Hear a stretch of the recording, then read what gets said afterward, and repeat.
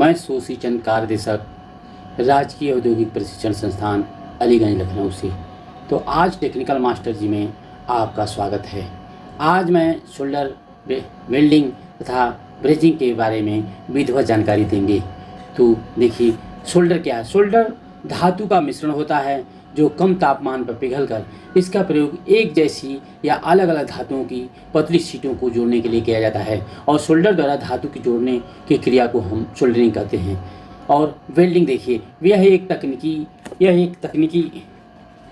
है जिसके द्वारा हम धातु को अस्थायी रूप में जोड़ते हैं और जोड़ की खाली जगह को भरने के लिए फिलर मेटल का प्रयोग करते हैं, जिसमें फिलर धातु का गलनांक जोड़ी जाने वाली धातु के गलनांक से कम होता है। और ब्रेजिंग के देखिए, दो एक सी भिन्न भिन्न धातुओं पर कठोर जोड़ लगाने की विधि को ब्रेजिंग कहते हैं। इसके जोड़ के लिए स्प्लेटर या सिल्वर का प्रयोग किया जाता है और सिल्वर का गलनांक 600 डिग्री सेंटीग्रेड होता है। यानी शोल्डर नर्म, इसको नर्म कहा जाता है और इसको हार्ड कहा जाता है। यानी शोल्डर और ब्रेजिंग में बहुत कम अंतर होता है। यह पतले सीटों के लिए प्रयोग किया जाता है और शोल्डर अतिरिक्त जाबों के लिए किया जाता है। ठीक, और आगे देखिए, ये आपका फ्लक्स है। फ्लक्स क्या है? फ्लक्स एक द्रव या पाउडर के रूप में मिलता है जिसका प्रयोग जोड़ी जाने वाली धातु को ऑक्सीडेशन से बचाने के लिए तथा शोल्डर को पिघलाने के लिए किया जाता है। यह सतह को साफ भी रखता है। इसके प्रयोग से धातुओं की जगह की सतह पर जंग लगने लगती है। यह भी मुख्यतः दो प्रकार के होते हैं, एक केरोसिन फ्लक्स और दूसरा non kerosene flux. Kerosene flux ऐसे फ्लक्स जिसमें तेजाब तथा क्षार की मात्रा होती है, उन्हें हम केरोसिन फ्लक्स कहते हैं। यदि धातुओं की सतह पर लग जाए तो धातु को क्षति पहुंचाता है तथा धातु पर जंग भी लग जाता है। यह मुख्यतः तीन प्रकार के होते हैं। यह मुख्यतः चार प्रकार के होते हैं। हाइड्रोक्लोरिक एसिड, ठीक, हाइड्रोक्लोरिक एसिड, इसे रा स्पिरिट भी कहते हैं। और ये कहते हैं हाइड्रोक्लोरिक एसिड तरल होता है। यह हवा के संपर्क में आने पर धुआं देता है और इसे पानी में मिलाकर प्रयोग किया जाता है। जब इसका प्रयोग जिंक पर किया जाता है तो यह जिंक क्लोराइड बन जाता है और इसका मैक्सिमम प्रयोग गैल्विन सीटों के लिए किया जाता है।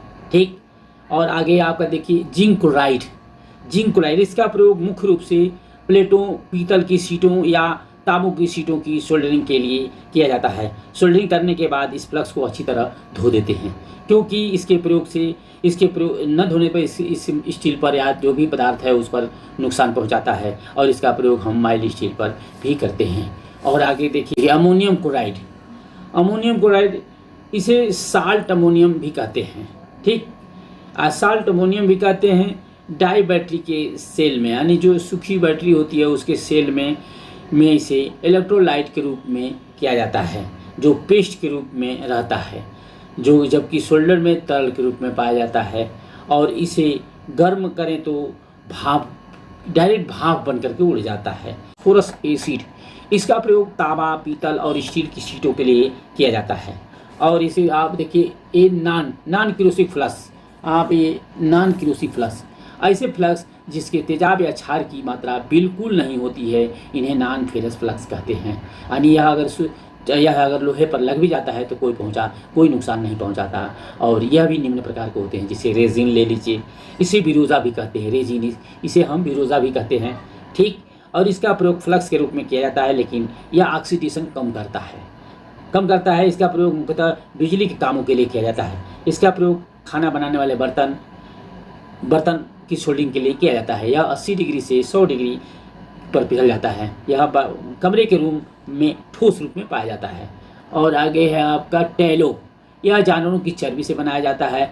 इसका प्रयोग प्लम्बर में लेड सीट या लेड पाइपों के लिए की सोल्डरिंग किया जाता है। लेड जो होता है, जो वहाँ पर अक्सर इसका प्रयोग किया जाता है। लेड की ही सीटें होती हैं, लेड की पाइपें होती हैं, एल्बो होता है, ये सब वहाँ पर प्रयोग किया जाता है।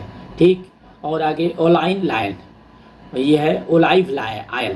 यह एक वनस्पति तेल है। इसका प्रयोग हल्के तेजाब के रूप में किया जाता है।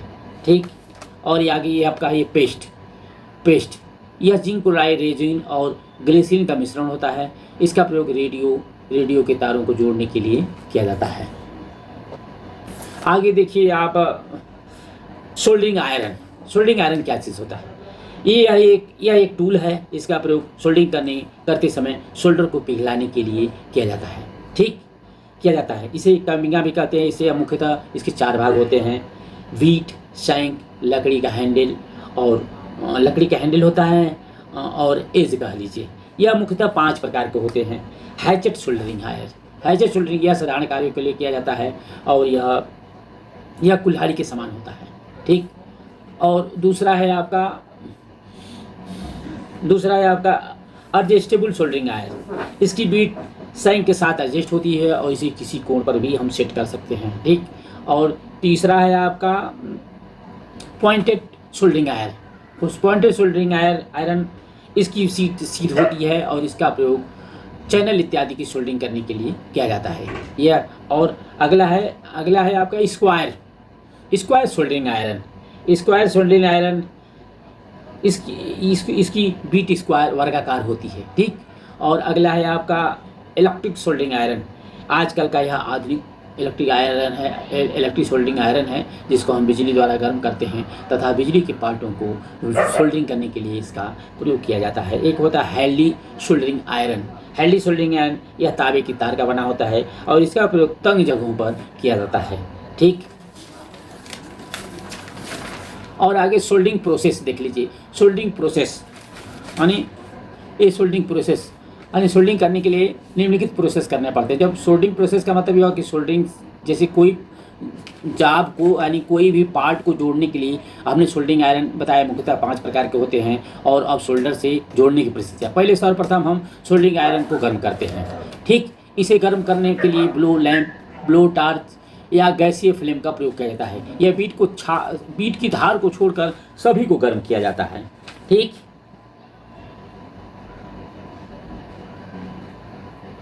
सभी को गर्म किया जाता है।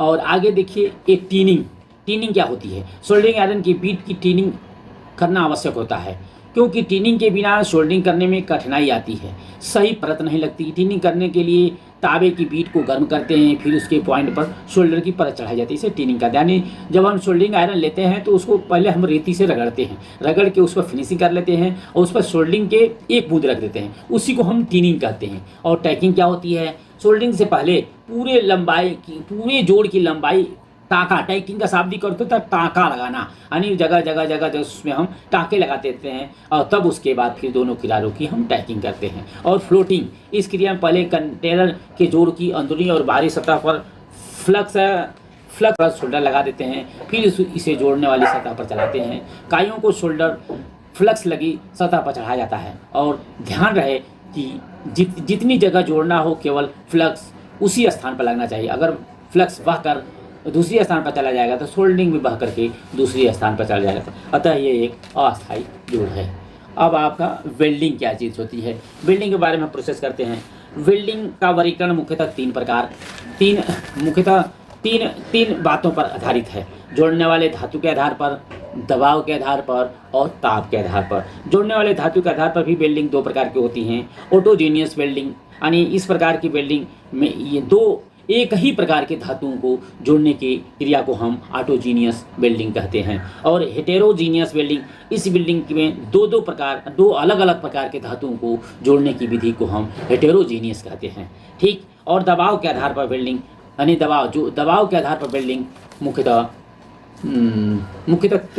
दबाव के आधार मुख्यतः 3 प्रकार होती है: फ्यूजन या नॉन प्रेशर वेल्डिंग। इस विधि में जोड़ने वाले पार्टों के किनारों को गर्म करके गलनांक पॉइंट तक पहुंचाते हैं और यह पिघलना शुरू हो जाता है तो फैलर मेटल खाली स्थानों में भर जाता है और जो वेल्डिंग राड से प्राप्त होता है। यह फिलर को पिघल जाने के लिए ऑक्सीडेशन या इलेक्ट्रिक आर्क का प्रयोग किया जाता है और पिघली हुई धातु आपस में मिल जाते हैं और ठंडा होने पर यह पॉइंट पक्का हो जाता है। यह निम्नलिखित विधियों से की जाती है: गैस वेल्डिंग, आर्क वेल्डिंग और थर्मिस वेल्डिंग तथा इलेक्ट्रिक आर्क वेल्डिंग। और आगे प्लास्टिक या प्रेशर वेल्डिंग, दूसरा होती है प्लास्टिक या प्रेशर वेल्डिंग। इस विधि में जोड़ने वाले पार्ट के सिरों को पिघल जाने की अवस्था तक पिघलाया जाता है। इसके बाद इसे दबाव देकर जोड़ा जाता है। हाँ, इसमें फिलर मेटल प्रयोग में नहीं किया जाता है। यह मुख्यतः 3 प्रकार के होते हैं: फोर्ज वेल्डिंग, रेजिस्टेंस वेल्डिंग और थर्मिस वेल्डिंग। और अगला नॉन फ्यूजन वेल्डिंग, और अगला होती है नॉन फ्यूजल वेल्डिंग। इस विधि में से एक समान धातुओं को आपस में जोड़ा जाता है। इसके किनारे को नहीं पिघलाया जाता है, इस विधि के फिलर को पिघलाकर जोड़ भरा जाता है। यह जोड़ अस्थायी होता है। ठीक। और ताप के आधार पर वेल्डिंग मुख्यतः 3 प्रकार के होते हैं। 3 प्रकार से होते हैं, एक रासायनिक ताप, विद्युत ताप और मैकेनिकल ताप। रासायनिक ताप भी मुख्यतः 3 प्रकार के होते हैं, फोर्ज वेल्डिंग, गैस वेल्डिंग और थर्मिस वेल्डिंग। और विद्युत ताप ये भी 3 प्रकार के होते हैं, विद्युत आर्क, रेजिस्टेंस और इंडक्शन। और आगे मैकेनिकल विधि, इस विधि में घर्षण चोट द्वारा गर्मी पैदा की जाती है और इस विधि से भी जाप को जोड़ा जाता है, लेकिन यह सफल विधि नहीं है, इसलिए इसका प्रयोग कम होता है। तो वेल्डिंग प्रोसेस आपको समझ, वेल्डिंग प्रोसेस 2 विधियों, यहाँ 3 विधियों से है। 2 सरफेसों को पिघलाया जाता है, पिघली हुई धातुओं को परस्पर मिलाकर, इसे हमने आपको बताया। और आगे है आपका वेल्डिंग विधि, यानी वेल्डिंग विधि द्वारा जाप को, यानी वेल्डिंग विधि यानी वेल्डिंग किस विधि द्वारा जाप को गर्म किया जाता है, वो हम विधि बताते हैं। वेल्डिंग विधि द्वारा जाप को गर्म करने की मुख्यतः 4 प्रकार की विधियाँ। फायर यानी आग जला के भी वेल्डिंग राड को गर्म किया जाता है। और गैस भी ज्वलनशील पदार्थ जैसे आइसोस्टेट इत्यादि, आइसोटिलीन, स्टीलिन इत्यादि है, वो जो ज्वलनशील होकर के वह भी हीट पैदा करती है। और रेजिस्टेंट तथा फिलर मेटल तथा आर्क को गर्म कर देती है तथा चाप को भी गर्म करके पिघला देती है। और इलेक्ट्रिकल आर्क यानी अभी बिजली के द्वारा भी, इलेक्ट्रिकल से भी गर्म किया जा सकता है। इलेक्ट्रिक के झटका दे चमका करके, आर्क लगा करके, या इलेक्ट्रिकल रेजिस्टेंस, जैसे आपको ले लीजिए, आप ये समझ लीजिए कि जो हमारा हीटर वगैरह है इलेक्ट्रिकल रेजिस्टेंस के अंतर्गत आता है। तथा फाइन पाउडर एल्यूमिनियम और आयरन ऑक्साइड के मिश्रण जलने से भी उत्पन्न होता है। और आगे है आपका ब्रेजिंग प्रोसेस। ठीक, ब्रेजिंग प्रोसेस क्या है? ब्रेजिंग विधि कई चरणों में पूरी की जाती है। जाप की ब्रेजिंग करने वाली सतह की सफाई की जाती है, जाप के टुकड़ों में फ्लक्स लगाया जाता है और जापों को ब्रेज किए जाने वाले टुकड़ों के साथ मिलाकर क्लैंप किया जाता है। फिर जाप को गर्म किया जाता है, फिर मेटल का प्रयोग किया जाता है। ठीक, फिलर मेटल का प्रयोग किया जाता है। फिलर मेटल में आपको जस्ता होता है और तांबा और टीन होता है। ठीक, ये तीनों को मिलाकर फिलर मेटल बनाए जाते हैं, या सुहागा, तमाम की जिस तरह की धातुएं होती हैं उस हिसाब से फिलर मेटल बनाए जाते हैं। ठीक, और अगला ब्रेजिंग के भाग की सफाई करना, फिर सफाई करते हैं। इस तरह हम ब्रेजिंग प्रोसेस करते हैं। हाँ, आमतौर पर कार्बाइड टिप्स को ब्रेज करने के लिए सिल्वर एलाई या तांबे के मिश्रण का प्रयोग किया जाता है। सिल्वर एलाई में होता है सिल्वर, तांबा, मैंगनीज, कैडमियम मिला होता है। इसे स्प्लिटर कहते हैं। इसका गलनांक 623 डिग्री से 850 डिग्री सेंटीग्रेड तक होता है। ठीक, अब आगे देख लीजिए ब्रेजिंग विधि यानी ब्रेजिंग किस तरह, ब्रेजिंग विधि यानी किस तरह हम इसको गर्म किया करते हैं, जाप तथा मशीन तथा ब्रेजिंग इंस्ट्रूमेंट को। ठीक, तो पहले टार्च विधि। इस विधि में ऑक्सी एसिटिलीन गैस लौ के रूप में निकलती है और जाप को गर्म कर देती है तथा उसमें जो फिलर होता है वह फिलर और फ्लक्स दोनों इसमें आपस में मिल जाते हैं और फिर उसके बाद वो फिलर मेटल गर्म होकर के उन दोनों पार्टों को जोड़ देता है। ठीक, डीप ब्रेजिंग विधि, यह लोहे की एक कढ़ाई होती है जिसको गर्म कर, लोहे की एक कढ़ाई नुमा होता है जिसमें गर्म लोहे को ही पूरा गर्म कर दिया जाता है। जिस मेटल की फोर्जिंग करनी होती है, रिसोल्डरिंग करनी होती है, वो उसमें ले जाते हैं और वो हीट हो जाता है तथा उसमें फिलर मेटल तथा फ्लक्स दोनों के सहयोग से वह आपस में जुड़ जाता है। और तीसरा इंडेक्स ब्रेजिंग। इस विधि में हाई फ्रिक्वेंसी विद्युत करंट द्वारा ब्रेज किए जाने वाले भागों को ब्रेजिंग पदार्थ के गलनांक बिंदु तक गर्म किया जाता है। यानी ये इंडक्शन मतलब कि ये कॉइल होता है, कॉइल के बीच में जो आपको रख करके या मेटल या फिर फ्लक्स या फेरस मेटल को रख करके इसको हम विद्युत प्रवाहित करते हैं और विद्युत से ही वह गर्म हो जाता है। और फिर आपस में गर्म होने के बाद वो प्लास्टिक पॉइंट तक गर्म हो गया या फिलर मेटल पूरी आवश्यकता अनुसार हर जगह फैल गया तो हम उसको बंद कर देते हैं। ठीक, और फर्नेस ब्रेजिंग, यह बड़ी प्रक्रिया फैक्ट्रियों में ये सब की जाती है, यह बहुत महंगी है। इसमें क्या होता है, जिसको ब्रेज करना होता है उस पूरे फर्नेस में डाल देते हैं और फर्नेस की उसकी आवश्यक सामग्री के साथ डाल देते हैं और उसमें सोल्डर हो जाता है। ब्लो पाइप, इस विधि से छोटे छोटे जैसे पार्ट किए जाए, इसमें सिल्वर का प्रयोग किया जाता है जो बहुत महंगा होता है, इसलिए इसे सुनार लोग आभूषण इत्यादि की सोल्डिंग करने के लिए इसका प्रयोग करते हैं। और आगे देखिए सोल्डर ब्रेजिंग में अंतर। यह कच्चा टाका है शोल्डर, और ब्रेजिंग यह पक्का टाका है, ठीक। और यह टीन और लेड का मिश्रण होता है। यह स्प्लेटर, इसका प्लेटर तांबा जस्ता तथा एल्युमिनियम का तांबा जस्ता तथा टीन का मिश्रण होता है, ठीक। और इसका गलनांक कम होता है, इसका गलनांक ज़्यादा होता है। यह 425 डिग्री सेंटीग्रेड पर खुल जाता है, यह 950 डिग्री सेंटीग्रेड पर खुलता है।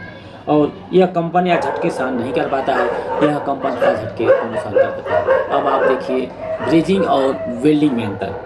ब्रेजिंग इस क्रिया के में जाब को ब्लो लैंप या भट्ठी द्वारा गर्म किया जाता है। और वेल्डिंग में बिजली द्वारा आर्क वेल्डिंग की जाती है तथा जनरेटर का भी प्रयोग किया जाता है। इसमें जिस धातु का जोड़ लगाना होता है उसे हम स्प्लेटर कहते हैं। इसमें तांबा, जस्ता और टीन होता है, ठीक। इसमें जिस धातु को भरा जाता है वह उसी धातु की राड होती है जिस धातु पर वेल्ड करना होता है, ठीक। और आगे इसके जोड़ जाने वाले प्लेटों को पिघलाया नहीं जाता है और इसके जोड़े जाने वाले प्लेटों को पिघलाया जाता है। यह सस्ती प्रक्रिया है। ब्रेजिंग और वेल्डिंग महंगी प्रक्रिया है। इसमें फ्लक्स के रूप में सुहागा का प्रयोग किया जाता है और इसमें फ्लक्स के रूप में वेल्डिंग रॉड का ही प्रयोग किया जाता है। और सारांश, प्रशिक्षण का सारांश, तो प्रशिक्षण के सारांश के बारे में हमने आपको दिया, जो शोल्डर क्या है और शोल्डर का क्या महत्व है। तो शोल्डर एक दो पतले सीटों को जोड़ने वाला जुगाड़ है, जोड़ने को हम सोल्डरिंग कहते हैं। दो आपस में जुड़ जाए। कोई भी फैक्ट्री में आप जाएंगे तो फैक्ट्री में इसका बहुत ही प्रचलन है। अतः यह जोड़ने के लिए, फैक्ट्रियों में जोड़ने के लिए मुख्यतः दो विधि अपनाई जाती है। तो एक मैकेनिकल विधि और दूसरा थर्मल विधि। मैकेनिकल विधि में आप देख लीजिए कि मैकेनिकल विधि में आप बोल्टिंग होती है, रिवेटिंग होती है और सीमिंग होती है। बोल्टिंग यानी दो पार्टों को आपस में जोड़ना हो तो नट बोल्ट के सहारा से भी, नट बोल्ट के सहयोग से भी दो पार्टों को जोड़ सकते हैं। और दूसरा होती है रिवेटिंग, यानी दो पार्टों को जोड़ने के लिए हम रिवेट भी लगा लेते हैं। जैसे रिवेट को हम लगा करके दोनों को हम जोड़ लेते हैं, ठीक। और ज़रूरत पड़ती है तो फिर इसको रिवेट को काट के हम अलग करते हैं। सीमिंग यह सीटों के द्वारा ऐसा बनाया जाता है कि दो पार्ट आपस में जुड़ जाए। और थर्मल विधि में मशीन द्वारा जोड़ा जाता है। सोल्डरिंग, जो सोल्डरिंग का काम करते हैं वो शोल्डर आयरन होता है। शोल्डर आयरन के ऊपर आपका रांगा रखा जाता है और जहाँ पर हमें सोल्डरिंग करना होता है वहाँ पर हम फ्लक्स लगा करके उसको शार्प करते हैं, उसको ऑक्सीडेशन होने से बचाते हैं, ठीक। और इसके बाद फिर हम रांगा का प्रयोग करके हम दो पतली सीटों को, यानी कम तापमान पर जहाँ पर हमें जोड़ना है, जैसे मान लीजिए ज़्यादा तापमान होगा तो जिस वस्तु का अगर जोड़ रहा है उस टेम्परेचर बर्दाश्त नहीं कर पाएगा और वो जल जाएगा या टूट जाएगा। तो इसलिए सोल्डरिंग का प्रयोग हम रेडियो, टीवी और इलेक्ट्रॉनिक्स पार्ट के जो कीट होते हैं, रेजिस्टेंस होते हैं या पतले तारों को हम सोल्डरिंग आयरन के प्रयोग से हम करते हैं, ठीक। और वेल्डिंग जो होती है वह बड़े पार्ट, यानी यह अस्थायी जोड़ है। इसका प्रयोग करने के लिए हम राड को पिघलाते हैं और जिस राड की वेल्डिंग की जाती है उसी मेटल को हम वो प्लास्टिक पॉइंट तक गर्म करके और पिघल जाता है। और फिर उसके बाद हम जहाँ पर खाली होता है वहाँ पर हम राड को जला करके उसको कंप्लीट कर देते हैं और फिर ठंडा करते हैं तो आपस में वह दोनों फ्रीज होता है, यानी आपस में दोनों पकड़ लेता है, वेल्ड हो जाता है इस प्रक्रिया में। और इसे छुड़ाने में दिक्कत होती है, यह अस्थायी जोड़ होता है। और इसका ब्रेजिंग आप सोल्डरिंग का बड़ा रूप, यानी ब्रेजिंग पतली सीटों के लिए होता है और सोल्डरिंग पतली सीटों के लिए होता है और ब्रेजिंग जो होता है आम सीटों के लिए होता है। और इसमें जो फ्लक्स हम सुहागा का प्रयोग करते हैं तथा उसमें हम जो रांगा का प्रयोग करते हैं। इसमें रांगा की जगह पर हम तार ले लेते हैं या इस तरह के मेटल धातु लेते हैं जो जिसकी टेम्परेचर है, जिसमें हम दो पार्टों को जोड़ है उसकी टेम्परेचर से एक कम टेम्परेचर पर हो कि हम गर्म करें तो ये पिघल करके उसमें दोनों को जोड़ दें। इस तरह आपको हमने बताया कि किस तरह दो पार्टों को जोड़ा जाता है और करने की विधियाँ भी बताया, यह कितने प्रकार के होते हैं ये भी बताया कि रांगा से सुहागा रांगा से हम आपका सोल्डरिंग करते हैं और उसके बाद सुहागा जो ब्रेजिंग में प्रयोग किया जाता है। आगे यह किताब श्री राम जो मेरा ही नाम है, जो मनसा पब्लिकेशन से ये छपी है और इस पे NSQF यह एक ऐसी लेटेस्ट सरकार की योजना आई है जिस योजना के अंदर हम स्किल यानी कौशलता लेवल का पता चल जाता है। अगर कारीगर की लेवलिटी का पता चलता है, ये किताबें बहुत बढ़िया शिक्षक में यानी टेक्निकल में लाभप्रद हुई है। इस किताब का भी सहयोग करके हमने 18 पीपीटी बनाया जो आप लोगों के सामने प्रदर्शित किया। अतः आप लोगों को ब्रेजिंग, सोल्डरिंग तथा वेल्डिंग के महत्व को समझ में आ गया होगा। और आगे मैं अब यहीं पर अपनी विराम देता हूँ। नमस्कार, जय हिंद, सत श्री अकाल, आदाब।